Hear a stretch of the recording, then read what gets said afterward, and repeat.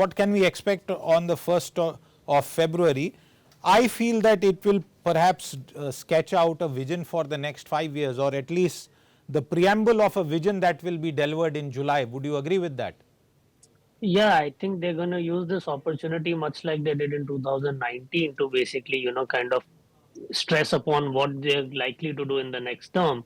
And we do see some of that already in terms of the announcements that PM has made, with regards to 1 crore households getting free solar infrastructure. So some of that will be there. But, unlike the other two panelists, I'm not too much of a fiscal hawk.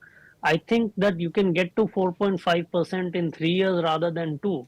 But is Because there an see, element of worry? Is there an element of worry around Modi guarantees, or is that Modi guarantees just a word of all that has been done so far, Karan?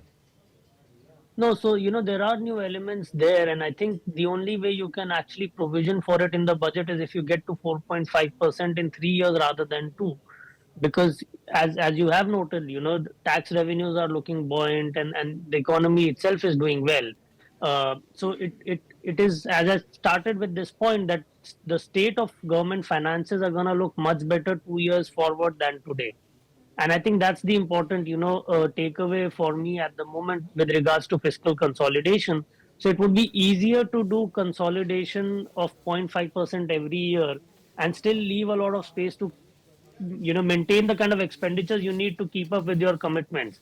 So I think that would be an important call that the finance minister would have to take on the first. And remember, this is an interim budget, so it could very well be that in on first they might have one particular fiscal roadmap, and then in July, they might like to tinker with it a bit once the election is done. Uh, but I don't think they would do that because they're kind of very clear with what they want to achieve in the next 5 years, and it would be nice that if they basically lay the plan transparently, because it's in all likelihood they're going to return.